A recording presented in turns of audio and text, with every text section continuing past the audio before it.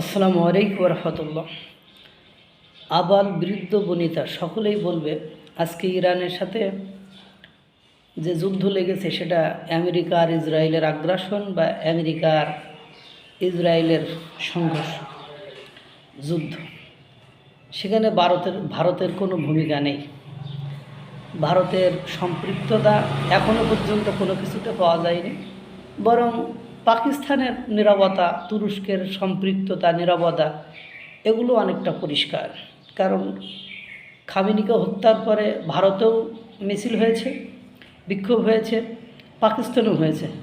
পাকিস্তানের বিক্ষোভে 30 জনকে পাকিস্তান সরকার গুলি করে মেরে দিয়েছে। আর ভারতে কিন্তু একজনও মারা যায়নি, একজনকেও কোনো আঘাতও করা হয়নি। তারা সুন্দর সুশৃঙ্খল পরিবেশে বিক্ষোভ করেছে, সরকার সেটা নিয়ে কোনো ঝামেলা করেনি বা করারও কথা নয়। এবং এই যে ইসরায়েল ইরানে হামলা করলো, এটা নিয়েও এখনও পর্যন্ত ভারত কোনো বিবৃতি দেয়নি। তাহলে এখন যদি কেউ ইসরায়েলের পক্ষ নেয় তাহলে তো সেটা দেখা যাচ্ছে পাকিস্তান নিছে। অথচ এই ইনকলাব মঞ্চ কালকে একটা বিক্ষোভ করেছে, সেখানে ইনকলাব মঞ্চের ওসমান হাদির উত্তরসূরি জুবায়ের দেখলাম ঘোষণা দিচ্ছে যে ইরানে হামলা কেন, দিল্লি তুই জবাব দে। তাহলে আমি বুঝলাম না যে দিল্লির আগ্রাসন রুখে দাও। ইরানে হামলা হয়েছে, এ জবাবও দিল্লির দিতে হবে। পুরো বিশ্ব যেখানে বলছে, ডোনাল্ড ট্রাম্প যেখানে প্রকাশ্যে বলছে আক্রমণ তারা করেছে, খামেনিকে তারা মেরেছে, তাহলে জবাব দেওয়ার কথাই আমেরিকার। অথচ এই বাঙ্গুর বাচ্চারা বাঙ্গু, এরা যে কোন ধাতু দিয়ে তৈরি, এরা ভেজাল ধাতু, উপরে যদি কোনো ধাতু থাকে সেই ধাতু দিয়ে তৈরি না। এরা যত দোষ সব ওখানে যে, আর সামনে যেটা এরা আমার ওই যে কি পেন্টাগন হ্যান্টাগন মাদক ড্রাগের কথা বলা হয়েছে, ওইগুলোই মনে হয় খাইছে। খেয়ে তারপরে এখানে আসছে যে যা বলবো, জয় বাবা বলে যাইতে হবে। সমস্যা হলো ইরানের, ইসরায়েলের আর আমেরিকার। আর বাংলাদেশের স্লোগান হয় ইরানে হামলা কেন, দিল্লি তুই জবাব দে।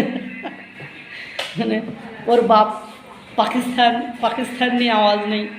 আরে ভাই, পাকিস্তানে যেমন ওদের কনসুলেট অফিস, হাই কমিশন ঘেরাও করেছে, হামলা করেছে, ভাঙচুর করতে গেছে, তো যা না, তোরা যা, যে মার্কিন যুক্তরাষ্ট্রের যে হাই কমিশন দূতাবাস রয়েছে সেটা যে হামলা কর, সেটার কোনো কিছু কর, বা ডোনাল্ড ট্রাম্পের বিরুদ্ধে অ্যাকশানে নাম, ওসব কিছু করবে না। ওরা যাই হোক না কেন ঘোরায়ে পেঁচায়ে আপনার ভারতের ঘাড়ের উপর চাপাইতে হইব।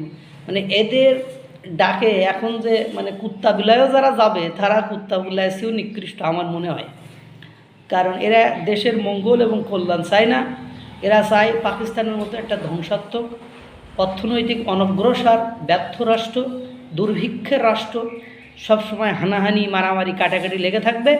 আর ওরা ওই সারাদিন বসে বসে প্ল্যান করে কাজ কাম কিছু করবে না, জনগণের টাকা দিয়ে রাজার হালে গাড়িতে চড়ে খাবে, ফাস্টফুড খাবে, বিরিয়ানি খাবে, হোটেল কন্টিনেন্টালে যাবে, ওই যায় যে ইফতার করবে। অনেকে আছে পচা ভাত দিয়ে সেরি করছে, ইফতার করছে। আর এরা হোটেল কন্টিনেন্টালে যে ইফতার পার্টি করে, সব ইয়ানতের টাকা, সব জাকাতের টাকা, সব ফিতরার টাকা, সব চাঁদাবাজির টাকা, এইসব দিয়ে সব দলগুলো এইসব নিয়ে ব্যস্ত।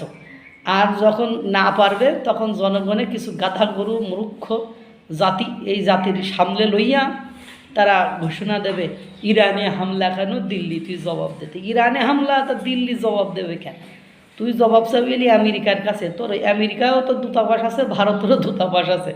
আর ভারত তো এখনও ওই ইরানের হামলার বিষয়ে কোনো বিবৃতি দেয়নি। এই হলো জাতির অবস্থা। এই জাতির যে সামনে আগানোর কোনো সুযোগ নেই এই বাঙ্গু ফাঙ্গুদের লইয়া, এটা একেবারে পরিষ্কার। আল্লাহ তাআলা সকলকে ভালো রাখুক, সুস্থ রাখুক। আসসালামু আলাইকুম ওয়া রাহমাতুল্লাহ।